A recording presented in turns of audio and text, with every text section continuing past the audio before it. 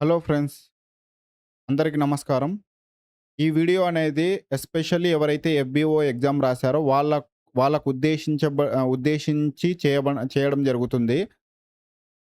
చాలామంది స్టూడెంట్స్ నన్ను అడిగారు, "సార్ మీరు చెప్పండి, ఈ యొక్క 3 మంత్స్ అయిపోయింది. ఇంతవరకు రిజల్ట్స్ రాలేదు మాకి. మొన్న హైకోర్ట్ జాబ్ నోటిఫికేషన్ గూడా వచ్చేసింది. అందులో గూడా మేము అంతగా పర్ఫార్మెన్స్ చేయలేకపోయాము. మేము క్వాలిఫై అయితామా? లేదా? ఒక డైలమాలో ఉన్నాము.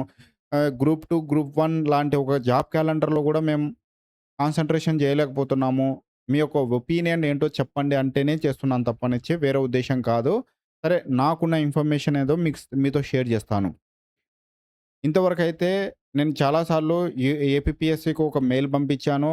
లెటర్ గూడా సారీ, ఫోన్ గూడా చేశాను. SAP నుండి ఒక లిస్ట్ రావాలి. దాని తర్వాతే రిజల్ట్ వదులుతామంటున్నారు వాళ్ళు. మళ్ళీ SAP నుండి ఎప్పుడొస్తుందంటే, రేపన్నా రావచ్చు, 15 రోజుల తర్వాత రావచ్చు, 1 మంత్ తర్వాతైనా రావచ్చు. అది వాళ్ళు ఎంత స్పీడ్‌గా ఇస్తారు ఏపీపీఎస్సీకి అనే దాని మీద డిపెండ్ అయి ఉంటుంది. మేబీ నా అంచనా ప్రకారం అయితే ఈ మంత్ ఎండింగ్ లోపల వచ్చే ఛాన్సెస్ అయితే ఉన్నాయి. మేబీ 10 డేస్‌లో కూడా రావచ్చు. ఎనీ టైమ్ రావచ్చు. సరే, నేనైతే పంపించడం అయితే పంపించాను. చాలా సార్లు కాల్ చేశాను స్టూడెంట్స్ తరపు నుండి. బట్ వాళ్ళ యొక్క రెస్పాన్స్ అనేటువంటిది సాప్ అనేటువంటిది ఈజీగా చెప్పేసి వదిలేశారు. సరే, సాప్‌కి మనం కాంటాక్ట్ అయిదాము అనుకునే లోపల అసలు సాప్‌కి సంబంధించినటువంటి డేటా ఏది నాకు అవైలబిలిటీగా లేదు. ఈవెన్ నేను మన లోకేష్ గారికి, నెక్స్ట్ వచ్చేసి మన డిప్యూటీ సీఎం అయినటువంటి పవన్ కళ్యాణ్ గారికి, ఎందుకంటే ఆయనే కదా ఫారెస్ట్ మినిస్టర్. వీళ్ళకి కూడా ఒక మెయిల్ పంపించడం జరిగింది. డిప్యూటీ సీఎంకి మెయిల్‌కి పంపించింటే అదొచ్చేసి వాళ్ళ యొక్క మెయిల్ అనేటువంటిది మొత్తం ఫుల్‌గా ఉంది. అందుకే మీకు ఈ యొక్క మెయిల్‌ని మేము వాళ్ళకి సెండ్ చేయలేకపోతున్నాము అన్నారు. బట్ నారా లోకేష్ గారికైతే ఈ మెయిల్ చేరింది. సరే, ఫైనల్‌గా వారు ఏం డెసిషన్ తీసుకుంటారా అనేది వాళ్ళ ఇష్టం అది. మీరు గూడా ఎవరన్నా కావాలంటే మీరు గూడా మెయిల్ పంపించండి. లేదంటే మీకు ఏదో విధంలో ఏపీపీఎస్సీకి కాల్స్ చేయండి.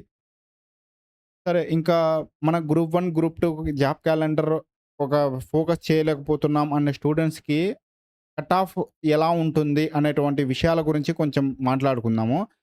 ఇప్పుడు కట్ ఆఫ్ అంటే చాలామంది ఏమంటున్నారంటే యూట్యూబ్‌లో 140, 150 అబోవ్ రావాలి. 140 అబోవ్ ఉంటుంది కట్ ఆఫ్ అంటున్నారు.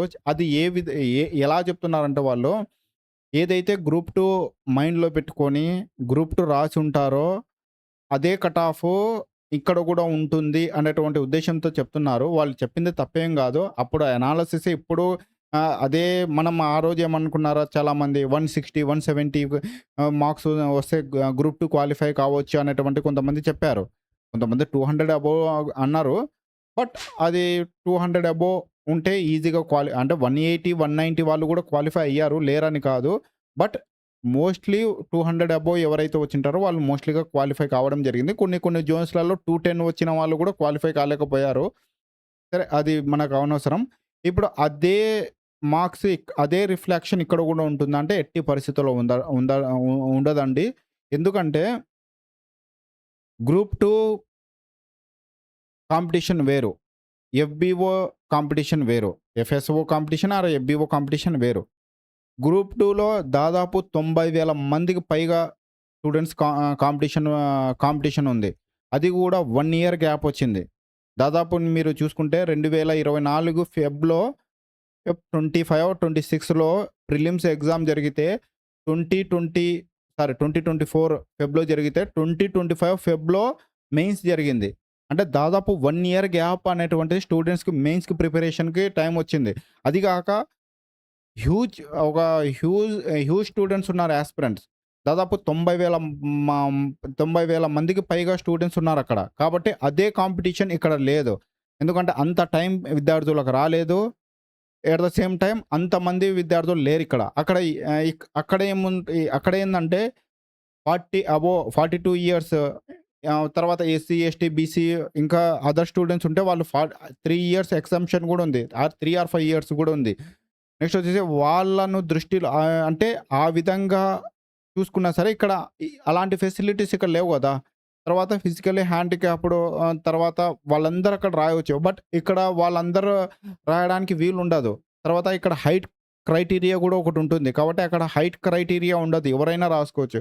కాబట్టి ఈ ఈ యొక్క బేసెస్ అన్నీ చూసుకుంటే కట్ ఆఫ్ అనేది అంత స్టేజ్‌కెళ్ళదు. ఎస్పెషల్లీ ఇక్కడ ఇంకొకటేందంటే జనరల్ ఎస్సే ఉంది. జనరల్ ఎస్సే అనేటువంటిది కీ రోల్ ప్లే చేస్తుంది. చాలామంది ఆబ్జెక్టివ్ టైప్‌లో చాలా బాగా రాస్తారు. లాస్ట్ టైమ్ గూడా చాలామంది చూసాం మనం. ఎవరో మా స్టూడెంట్స్ గూడా ఒకతను వచ్చి చూపిచ్చాడు. దాదాపు 110, 120 వచ్చిన వాళ్ళు కూడా జనరల్ ఎస్సేలో క్వాలిఫై కాలేకపోయారు. కాబట్టి జనరల్ ఎస్సే అనేటువంటిది కూడా ఇక్కడ కీ రోల్ ప్లే చేస్తుంది. అది జనరల్ ఎస్సే గురించి కూడా చెప్తాను. అసలు ఏ విధంగా రాసి ఉంటే మీరు జనరల్ ఎస్సే క్వాలిఫై కాగలరు. ఎందుకంటే ఇది చెప్పడం ఏందంటే మీకు ఏదో మీకు డిస్కరేజ్ చేయడమో మీకు అలా అని కాదు. అట్‌లీస్ట్ 1 మంత్ అయినా సరే మీరు సరే దీని మీద కొంచెం పక్కన పెట్టేసి చదువుకుంటారేమో అనేటువంటి ఉద్దేశ్యంతో చెప్తున్నాను తప్పనిచ్చి వేరే ఉద్దేశ్యం అయితే కాదు. నా ఒపీనియన్ క్లియర్‌గా చెప్తాను చూడండి. అంటే ఈ యొక్క అనాలిసిస్ ప్రకారం నేను చెప్తున్నాను. ఎవరికైతే బీసీ గాని ఓబీసీ వాళ్ళకు BC A, B, C, D, E ఎవరైనా ఉండని కానీ వాళ్ళకి 100 అబోవ్ ఎవరికైతే వచ్చుంటాయో వాళ్ళు 95% క్వాలిఫై అయిపోతారు. ఒకవేళ 110 ఆర్ 115 అబోవ్ వచ్చి ఉంటే ఖచ్చితంగా 99.99% ఎవరంటే 100% ఎవరు చెప్పలేరు ఇక్కడ. ఎందుకంటే ఎ మనమేం ఏపీపీఎస్సీ కాదు. 99.99% క్వాలిఫై అయ్యే ఛాన్సెస్ ఉంది. రన్నింగ్‌కెళ్ళిపోతారు. నెక్స్ట్ వచ్చేసి 1:2 తీస్తారా? 1:3 తీస్తారా? 1:5 తీస్తారా? అనేది ఇంకొకటుంది. నాకు తెలిసినంత వరకు 1:3 తీసే ఛాన్సెస్ ఎక్కువగా ఉన్నాయి. 1:5 కూడా ప్రపోజల్ ఉంది లేదని అనట్లేదు. బట్ 1:3 తీసే ఛాన్సెస్ ఉన్నాయి. ఎందుకంటే లాస్ట్ టైమ్ బ్యాక్‌లాగ్ పోస్టులు మిగిలిపోయాయి కాబట్టి ఈసారి కూడా అలా అదే విధంగా బ్యాక్‌లాగ్ పోస్టులు మిగలకూడదు అనుకుంటే 1:3 తీస్తారు. లేదంటే 1:5 కూడా తీయొచ్చు. మోస్ట్‌లీ 1:3 తీయొచ్చు. ఎందుకంటే లేదు 1:2 తీద్దాము. నెక్స్ట్ వచ్చేసి మనకు నెక్స్ట్ ఆగస్ట్‌లోనే ఇంకొక నోటిఫికేషన్ ఉంది గదా! ఏదన్నా బ్యాక్‌లాగ్ పోస్టులు మిగిలితే అందులో మనం భర్తీ చేయగలము అనే ఒకవేళ ఒపీనియన్ వాళ్ళకుంటే 1:2కే ఎళ్ళిపోతారు వాళ్ళు. అంతే. సరే అక్కడికి ఈ యొక్క రేషియో అయిపోయింది. ఎవరైతే 100 అబోవ్ ఉంటారో వాళ్ళు 95% అయితే ఖచ్చితంగా మీరు క్వాలిఫై అయితారు. మీరు ఎలాంటి డౌట్ పెట్టుకోకండి. జనరల్ ఎస్సే చెప్తాను. ఈ విధంగా మీరు రాసి ఉంటే మీరు క్వాలిఫై కావచ్చు. ఒకవేళ లేడీస్ గాని, ఎస్సీ, ఎస్టీ వాళ్ళు ఉంటారు గదా! వాళ్ళొచ్చేసి మినిమమ్ 85 గాని 80, 85, 90 ఆ రేంజ్‌లో ఉన్నా సరే మీరు క్వాలిఫై కావచ్చు. ఇది గూడా డివిజన్ టు డివిజన్ వేరేగుంటుంది. మన ఫారెస్ట్ డిపార్ట్‌మెంట్‌లో మొత్తం ఒక డివిజన్ వైస్ ఉంది గదా! పోస్టర్స్. కాబట్టి మీరు ఏ డివిజన్‌లో పెట్టుకున్నారు, అక్కడ ఎన్ని పోస్టులున్నాయి అనేటువంటి ఇప్పుడు ఫర్ ఎగ్జాంపుల్ కొన్ని డివిజన్‌లు ఉంటాయి. 1 లేదా 2 పోస్టులుంటాయి. ఓసీకి అనుకుందాం. ఒక కేటగరీకి 1 ఆర్ 2 పోస్టులున్నాయనుకో. ఆ డివిజన్‌లో పెట్టుకున్నారు. మీకు 110 వచ్చాయక్కడ. కానీ 110 వచ్చినా మీకు జాబ్ రాలేదంటే ఆ డివిజన్‌లో లేవు మీకు. కాబట్టి మీకు రాదక్కడ. మీకు పోస్టులు ఎక్కువ ఉండే ఒక డివిజన్‌లో ఏదన్నా ఒక డివిజన్‌లో ఎక్కువ పోస్టులున్నాయనుకో, ఆ ఎక్కువ పోస్టులు అనేటువంటివి కొంచెం కట్ ఆఫ్ అనేది తగ్గొచ్చు. అంటే ఇక్కడ కట్ ఆఫ్ అనేది మోస్ట్‌లీ మీ డివిజన్‌లో ఉన్నటువంటి పోస్టుల మీద డిపెండ్ అయి ఉంటుంది. అది గుర్తుపెట్టుకోండి. అంతకు మించి ఏం లేదు.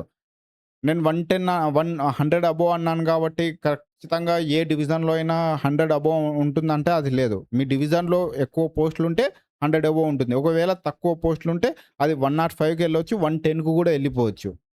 ఒకవేళ అసలు లేవనుకో పోస్టులు కొన్ని డివిజన్‌లో 1 లేదా 2 ఉన్నాయనుకో, ఇంకా మీకు 120, 130 కూడా ఎళ్ళిపోవచ్చు కట్ ఆఫ్. అది డివిజన్ టు డివిజన్ అనేటువంటి వేరియేషన్ ఉంటుంది. అది.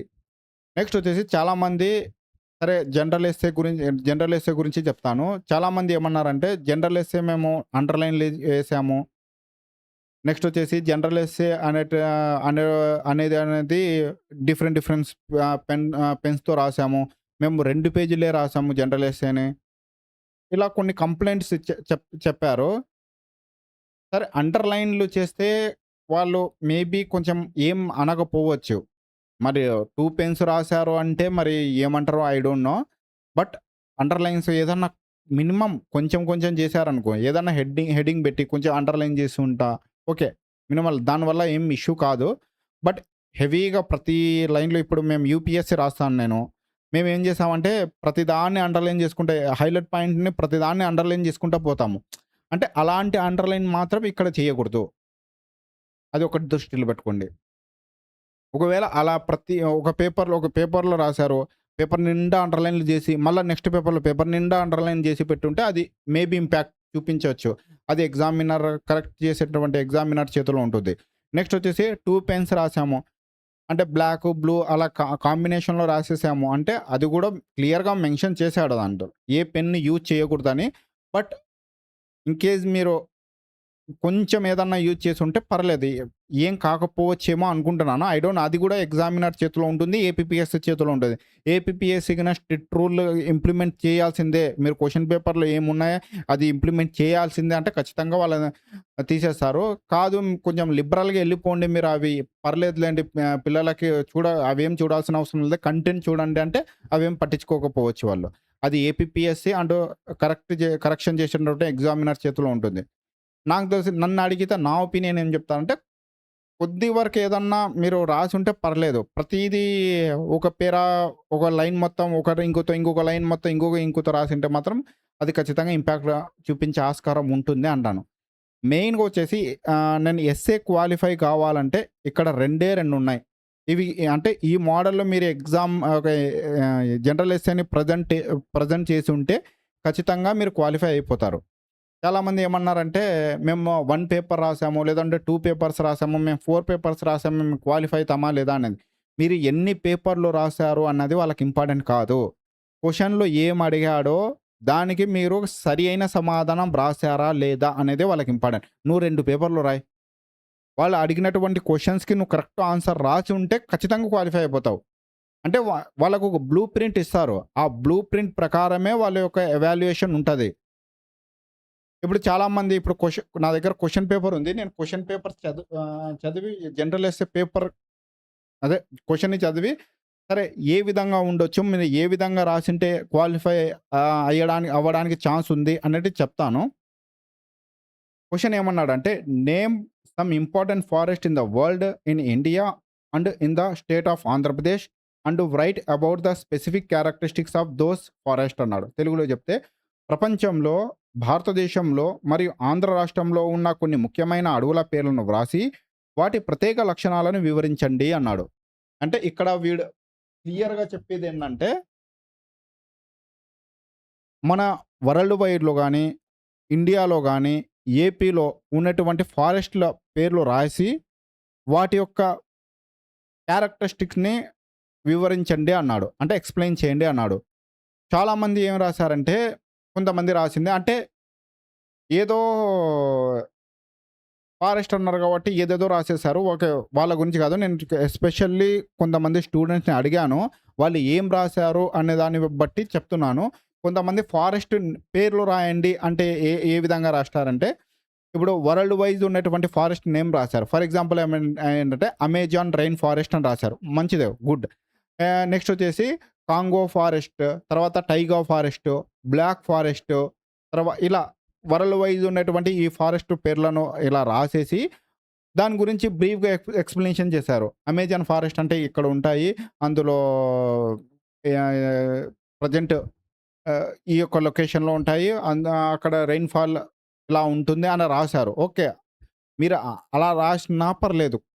ఏదో కొన్ని మార్కులైనా పడతాయి. ఎందుకంటే అమెజాన్ రెయిన్ ఫారెస్ట్ గురించి రాశారు. కాంగో రెయిన్ ఫారెస్ట్ గురించి రాశారు. టైగా ఫారెస్ట్ రాశారు. బ్లాక్ ఫారెస్ట్ గురించి రాశారు. బట్ క్వెషన్ 100% అది సాటిస్ఫై చేసిందా అంటే లేదు.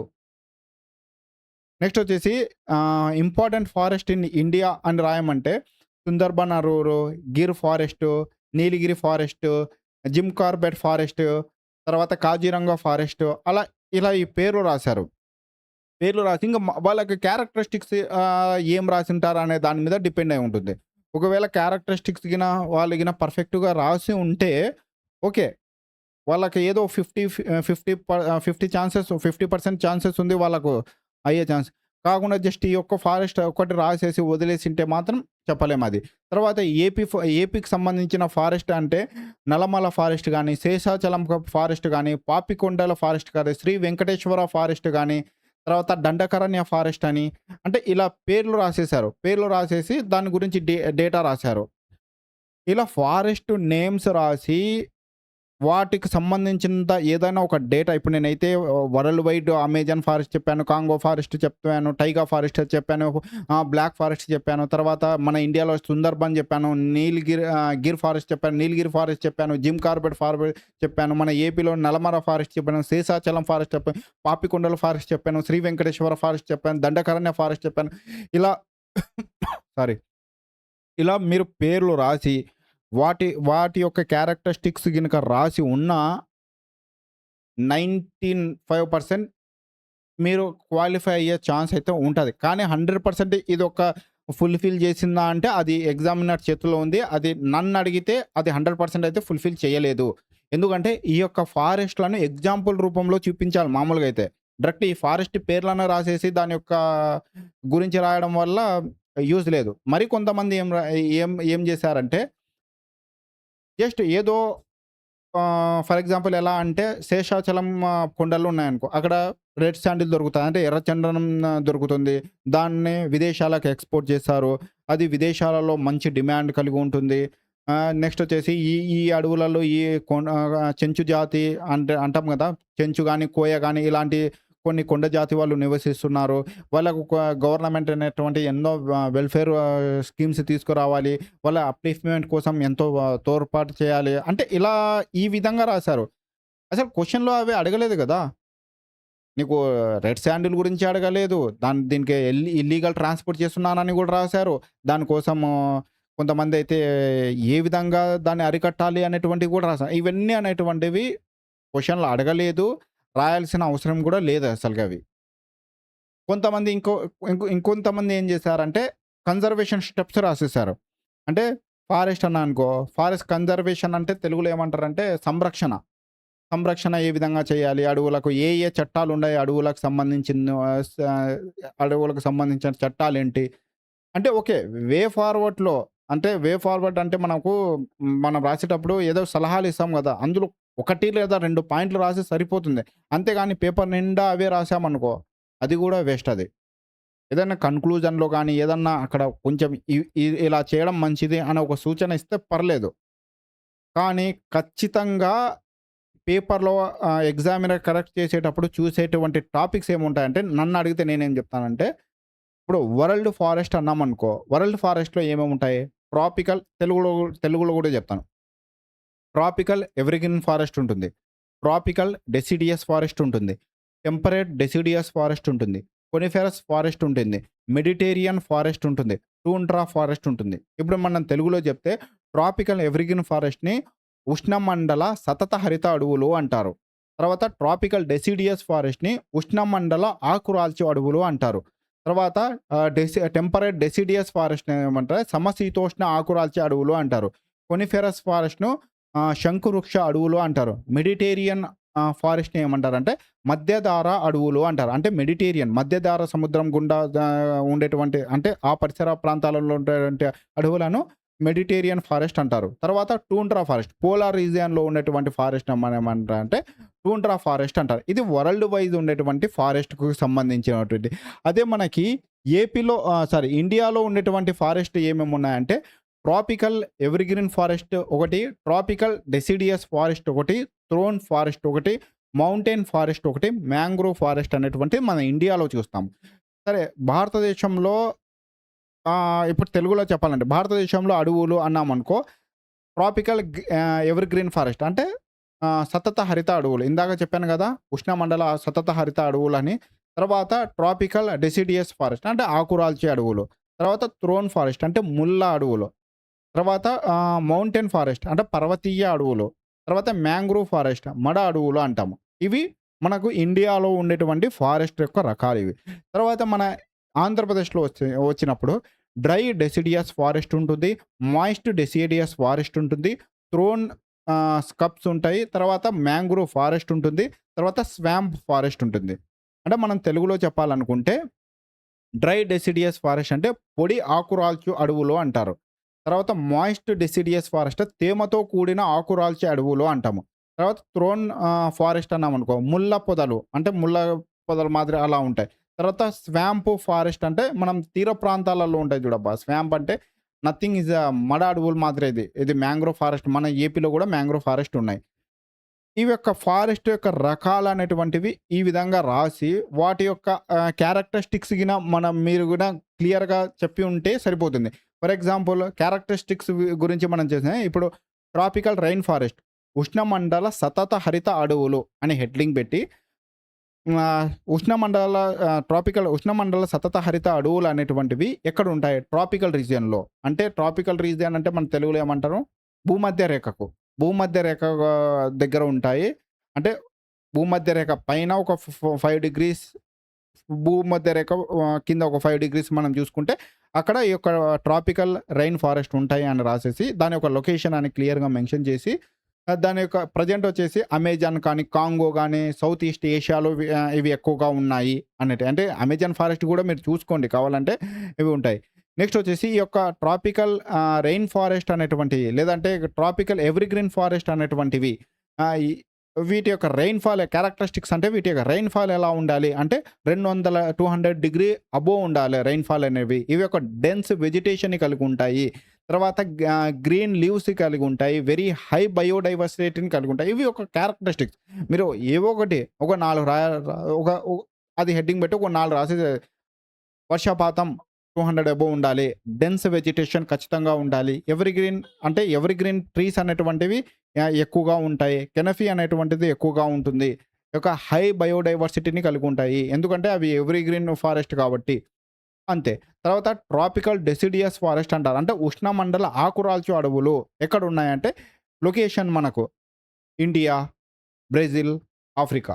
ఈ యొక్క లొకేషన్‌లో ఈ యొక్క ఫారెస్ట్‌ని మనం చూస్తాము. అంటే ఇవి ట్రాపికల్ రీజియన్. మనం కర్కట రేఖ, మకర రేఖ అంటాం. I think tropic of cancer అంటాం గదా! కర్కట రేఖ, మకర రేఖ అక్కడ ఆ రీజియన్ దాని పైన ఇక్కడ మధ్యలో ఈ యొక్క అడవులు మనం చూడగలం. ఎక్కడ ప్రెజెంట్ ఇండియా, బ్రెజిల్, ఆఫ్రికా లాంటి దేశాలలో మనం ఎక్కువ ఈ అడవులను చేయగలం. దీని యొక్క రెయిన్‌ఫాల్ గూడా దీని రెయిన్‌ఫాల్ గూడా రాయాల్సి ఉంటుంది. ఓకే. మీరు బిలో 200 డిగ్రీస్ ఉందనుకో, ఈ యొక్క రైన్ ఫారెస్ట్‌కి సరిపోతుంది. తర్వాత ట్రీస్ అనేటువంటిది దీని యొక్క ఇంపార్టెంట్ క్యారెక్టరిస్టిక్స్ ఏంటంటే trees shed the leaves in dry season. అంటే యొక్క ఆకులను రాల్చుతాయి ఎప్పుడు డ్రై సీజన్‌లో. తర్వాత ఇక్కడ మనకు రైన్‌ఫాల్ ఏ విధంగా ఉంటుందంటే, మీకు మోడరేట్ రైన్‌ఫాల్ ఉంటుంది. హెవీ రైన్‌ఫాల్ ఉండదు. అదే రైన్ ఫారెస్ట్‌లో అయితే హెవీ రైన్‌ఫాల్ ఉంటుంది. మోడరేట్ రైన్‌ఫాల్ ఇందులో ఉంటుంది. అంతే. ఒకటి లేదా 2 క్యారెక్టరిస్టిక్స్ రాస్తే సరిపోతుంది. తర్వాత టెంపరేట్ డెసిడియస్ ఫారెస్ట్ అంటారు. దాన్నేమంటారంటే సమశీతోష్ణ ఆకురాల్చు అడవులు అంటాము. అంటే ఈ యొక్క టెంపరేట్ జోన్ అనేటువంటిది ఎక్కడ ఉంటుందంటే మనకు అబోవ్ అంటే ట్రాపిక్ ఆఫ్ క్యాన్సర్ అబోవ్ అంటే కర్కట రేఖ అబోవ్, మకర రేఖ అబోవ్ అంటే కింద భాగంలో నువ్వు కర్కట రేఖ చూసాను కదా! దాని కింద. ట్రాపిక్ ఆఫ్ క్యాన్సర్ పైన చూసినావనుకో, దాని యొక్క అబోవ్ మనకి ఏదైనా టెంపరేట్ జోన్ ఉంటుంది. అంటే అక్కడ ఆ టెంపరేట్ జోన్‌లో ఉన్నటువంటి ఫారెస్ట్‌లన్నిటిని మనం ఏమంటామంటే టెంపరేట్ ఫారెస్ట్ అంటారు. టెంపరేట్ డెసిడియస్ ఫారెస్ట్ అంటాం. తర్వాత టెంపరేట్ ఆకురాల్చు అడవులు అంటారు. అంటే ఎక్కువగా మనం ఎక్కడ చూస్తామంటే యూరోప్, యూఎస్ఏ, చైనా లాంటి దేశాలలో ఈ యొక్క టెంపరేట్ డెసిడియస్ ఫారెస్ట్‌ని మనం చూడడం జరుగుతుంది. సరే దీని యొక్క ఆహ్, దీని యొక్క క్యారెక్టరిస్టిక్స్ అంటే ఇవి కూడా ఇందులో ఉన్నటువంటి కూడా ట్రీస్ అనేటువంటి shed the leaves in the summer. I think summer సీజన్‌లో ఇవి యొక్క లీవ్స్ అనేటువంటివి షెడ్ చేస్తాయి అనేటువంటిది ఇక్కడ రాయాల్సుంది. అక్కడైతే డ్రై సీజన్‌లో వేసవి కాలంలో గానీ, డ్రై సీజన్‌లో గానీ చేస్తే ఇక్కడ వచ్చేసి సమ్మర్ సీజన్‌లో వింటర్ సీజన్‌లో చేస్తాయి. సమ్మర్ కాదు. వింటర్ సీజన్‌లో చేస్తాయి. తర్వాత టెంపరేట్ కొనిఫెరస్ ఫారెస్ట్ అంటాం. కొనిఫెరస్ ఫారెస్ట్ అంటే మనకి తెలుగులో గూడా మోస్ట్‌లీ కొనిఫెరస్ ఫారెస్టే అంటాం. అంటే పర్వత ప్రాంతాలలో ఎక్కువ కనిపిస్తాయి. ఎస్పెషల్లీ ఏ ఏరియాలో కనిపిస్తాయి అంటే నార్త్ అమెరికా అని, యూరోప్ లాంటి దేశాలలో కానీ ఇవి ఎక్కువ కనిపిస్తాయి. ఇందులో పైన్ గాని, ఫైర్ అనేటువంటి ఒక వృక్ష జాతి గాని ఉంటాయి. అంటే వి షేప్‌లో శంకు అడవులు అంటారు కదా! మనం శంకు అడవి అంటే శంకు షేప్‌లో ఉంటాయి. ఎందుకు వి షేప్‌లో ఉంటాయంటే ఇవి ఒకవేళ స్నో పడ్డా కూడా వాటి ఆకుల మీద నిలబడకుండా ఉండడానికి కిందికి జారిపోవడానికి వి షేప్‌లో ఇవి పెరుగుతాయి. అంటే ఏదైనా సరే వృక్షం గాని, జంతువు గాని అక్కడ ఉన్న క్లైమాటికల్ కండిషన్‌ని డిపెండ్ చేసుకొని గ్రో అవ్వడం జరుగుతుంది. వాటి యొక్క ఆకులు గూడా వెడల్పుగా ఉండవు. ఒక ముళ్ళ మాదిరి సన్నగా ఉంటాయి. కాబట్టి వాటిని ఏమంటామంటే ఆహ్, అదే కొనిఫెరస్ ఫారెస్ట్‌గా చెప్తాం. పర్వతం అండ్ జస్ట్ 2, 3 క్యారెక్టరిస్టిక్స్ రాస్తే సరిపోతది. కొనిఫెరస్ ఫారెస్ట్‌కి. ఇవి హిమాలయ పర్వత ప్రాంతాలలో గ్రో అవుతాయి. ఇవి వి షేప్‌లో అన్నటువంటి గ్రో అవుతాయి. వి షేప్ అంటే ఇలా వి షేప్‌లో గ్రో అవుతాయి. దానికి కారణాలు మీరు రాయొచ్చు. లేదంటే లేదు. వీటి యొక్క ఆకులు గూడా ముళ్ళ వలె ఉంటాయి. ముళ్ళు ఎలా ఉంటాయో వెడల్పుగా ఉండవు. ముల్లుల వలె ఉంటాయి అనేటువంటివి రాస్తే ఒక 2, 3 రాస్తే సరిపోతుంది. తర్వాత మ్యాంగ్రోవ్ ఫారెస్ట్. మ్యాంగ్రోవ్ ఫారెస్ట్ అంటే కోస్టల్ రీజియన్‌లో ఉంటుంది. ట్రాపికల్ కోస్టల్ రీజియన్‌లో ఉంటుంది. ఇవి సాల్ట్ టాలరెంట్ ట్రీస్ ఇందులో ఉంటాయి. ఇవి కోస్టల్ ఏరియాస్‌ని ప్రొటెక్ట్ చేస్తా ఉంటాయి. ఇది మోస్ట్‌లీ డెల్టా రీజియన్‌లో లొకేట్ అయి ఉంటాయి. ఫర్ ఎగ్జాంపుల్ సుందర్బన్ మనకి ఇండియాలో ఉండేటువంటివి. థ్రోన్ ఫారెస్ట్ ముల్ల ఫారెస్ట్ అంటావు. అది డెజర్ట్ ఏరియాలో ఉంటాయి. అంటే మనం నాగజమ్ముడు, బ్రహ్మజమ్ముడు లాంటి చెప్తాం గదా! మొక్కలు. అవి అందులోనే పెరుగుతాయి. వీటికి అంత వాటర్ స్కేర్సిటీ ఉన్నా సరే, వాటర్ అవైలబిలిటీ లేకున్నా సరే, ఇవి అక్కడ పెరిగి అక్కడ ఉన్నటువంటి వెజిటేషన్‌ని క్రియేట్ చేస్తున్నాయి. అలా. అంటే ఈ యొక్క క్యారెక్టరిస్టిక్స్ ఎలా చెప్తా అంటే దీనికి వాటర్ అవైలబిలిటీ లేకున్నా హార్ష్ కండిషన్ అంటే తెలుగులో ఏమంటారు? హార్ష్ కండిషన్‌ని ఒక క్లైమాటికల్ కండిషన్ అంత సూటబుల్‌గా లేకున్నా సరే ఇవి గ్రో కాగలవు. అన్నటువంటి 2, 3 పాయింట్లు చెప్పేస్తే సరిపోతుంది. ఇప్పుడు మన ఏపీలో గూడా అంతే. ఇప్పుడు ట్రాపికల్ రీజియన్‌లో ఉంది. మన ఏపీకి సంబంధించినటువంటి డ్రై డెసిడియస్ ఫారెస్ట్ అన్నాము. డ్రై డెసిడియస్ ఫారెస్ట్ అంటే ఏంటి? దాని యొక్క క్యారెక్టరిస్టిక్స్ ఏ విధంగా ఉన్నాయి? ఒక 2 రాసేసా. మాయిస్ట్ డెసిడియస్ ఫారెస్ట్ అని చెప్పాను. మాయిస్ట్ డెసిడియస్ ఫారెస్ట్ ఏంటి? అంటే ఫర్ ఎగ్జాంపుల్ నల్లమల ఫారెస్ట్ కానీ ఏదన్నా ఉంటే డ్రై డెసిడియస్ ఫారెస్ట్ కిందకొస్తాయి అవి. ఎందుకంటే అక్కడ ఏమంటారు? వెట్ ఉండదు. మొత్తం ఏరియా మొత్తం ఎక్కువ డ్రైగా ఉంటాయి కాబట్టి మనం డ్రై డెసిడియస్ ఫారెస్ట్ అంటాము. ఒకవేళ మాయిస్ట్ డెసిడియస్ ఫారెస్ట్ గాని, డెన్స్ ఫారెస్ట్ కొంచెం ఏదన్నా ఉంటే మనకు ఈస్టర్న్ ఘాట్స్ వెంబడి కొన్ని వాటర్ అంటే గంగా, గోదావరి రివర్ ఎళ్తుంది గదా! అక్కడ ఆ ఏరియాలలో కొంతవరకు వెజిటేషన్ మనం చూడవచ్చు. అలా. అంటే ఇలా కొంచెం ఎగ్జాంపుల్ రాసి మీరు ఈ యొక్క మొత్తం ఎండ్ జేసి కన్‌క్లూజన్‌లో వచ్చేసి ఏదో సింపుల్‌గా ఒక ఏదో ఒక కన్‌క్లూజన్ విషయంలోకొస్తే సరే ఈ యొక్క ఫారెస్ట్ అనేటువంటిది మన సహజమైన సంపద. వీటిని రక్షించుకోవడం మన యొక్క ఫండమెంటల్ డ్యూటీ. కాబట్టి ప్రతి ఒక్కరం ఈ యొక్క ఫారెస్ట్‌ని మనం రక్షించి మన భవిష్యత్తు తరాలకు ఈ ఫారెస్ట్‌ను మనం అందజేయాలి. ఇదే మన యొక్క ప్రథమ కర్తవ్యం. నెక్స్ట్ వచ్చేసి ఏదో మీరు రాయాలనుకుంటే వే ఫార్వర్డ్‌గా అంటే కన్‌క్లూజన్ ముందు వే ఫార్వర్డ్‌గా మీకు టైం ఉండింటే రాస్తే సరిపోతుంది. ఒకవేళ నేను చెప్పిన పాయింట్లు గినక మీరు రాసి ఉంటే ఖచ్చితంగా 20, 25 మార్క్స్ వచ్చేస్తాయి. ఒకవేళ ఈ పాయింట్లు గినక మీరు రాసి లేకపోతే ఏవేవో రాసాననుకో ఖచ్చితంగా క్వాలిఫై చెయ్యడు. మార్కులు ఎయ్యడు. ఒకవేళ ఎగ్జామినర్ ఓకే. మంచోడైతే పర్లేదు. ఎందుకంటే వాడు క్వెషన్‌లో క్లియర్‌గా అడిగాడు. ప్రపంచంలో, భారతదేశంలో మరి ఆంధ్ర రాష్ట్రంలో ఉన్న కొన్ని ముఖ్యమైన అడవుల పేర్లను వ్రాసి వాటి ప్రత్యేక లక్షణాలను వివరించండి అన్నాడు. ఇక్కడ మనము అడవుల పేర్లు అంటే చాలామంది అడవుల పేర్లు రాసేసారు. అమెజాన్ ఫారెస్ట్ అని ఇంకా అవని ఇవని రాసేసారు. అలా కాదు. ఈ యొక్క టైప్స్ ఆఫ్ ఫారెస్ట్ అని అర్థం దీనికి. ఒకవేళ అలా రాసున్నా మీరు ఏం బాధపడాల్సిన అవసరం లేదు. ఎందుకంటే ఆ ఒక్క అడవిలో పేర్లు రాసి దాని యొక్క క్యారెక్టరిస్టిక్స్ దీంతో పోలి ఉంటాయవి. ఇప్పుడు అమెజాన్ ఫారెస్ట్ రాశారనుకో దానికి 200 అబోవ్ రైన్‌ఫాల్ ఉండాలి. అవి అలాంటి పాయింట్ రాశారనుకో నువ్వు అమెజాన్ ఫారెస్ట్ అన్నా ఒకటే, ట్రాపికల్ రైన్ ఫారెస్ట్ అన్నా ఒకటే. అంటే నువ్వు ట్రాపికల్ రెయిన్ ఫారెస్ట్ రాసి దానికి బెస్ట్ ఎగ్జాంపుల్ అనేది అమెజాన్ ఫారెస్ట్ రాసుంటే ఇంకా సూపర్‌గుండేది.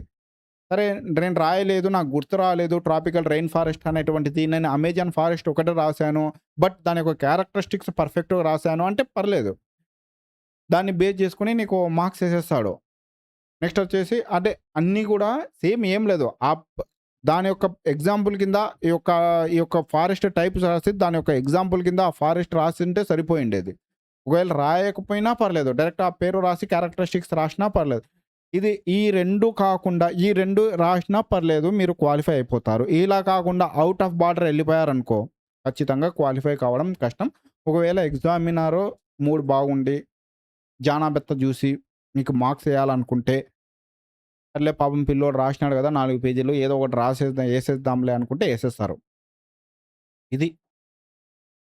దీని గురించి ఇంక మీరు ఎక్కువ ఆలోచించకండి ఫ్రెండ్స్. మీకు ఎవరికైతే ఫైనల్‌గా నేను చెప్పేది ఒకటే. ఎవరికైతే 100 అబోవ్ ఉంటాయో ఎస్సీ, ఎస్టీ, బీసీ వాళ్ళకైతే అంటే ఎస్సీ, ఎస్టీ, బీసీ కాదు. ఎస్సీ, ఎస్టీ వాళ్ళకైతే ఇంకా తక్కువే. 85, 90 ఉంటే సరిపోతుంది. ఓబీసీ వాళ్ళకైతే 100 అబోవ్ ఉండాలి. ఓసీ ఎవరైతే ఉన్నారో వాళ్ళకైతే 110, 150, 115 ఉంటే 95% క్వాలిఫై అయ్యే ఛాన్స్ ఉంటుంది. కాబట్టి మీరు ఎలాంటి భయపడాల్సిన అవసరం లేదు. నేను ఏదైతే ఇప్పుడు చెప్పానో ఈ పాయింట్‌లో నెక్స్ట్ వచ్చేసి అదే జనరల్ ఎస్సేలో ఈ విధంగా రాసుంటే మీరు చూసుకోండి. ఎందుకంటే మీరు రాసుంటారు. మీరే రాసారు కాబట్టి మీకు అర్థమవుతుంది. యెస్. నేను ఈ మెథడ్‌లో రాసాను. అన్నీ రాయాల్సిన అవసరం లేదు.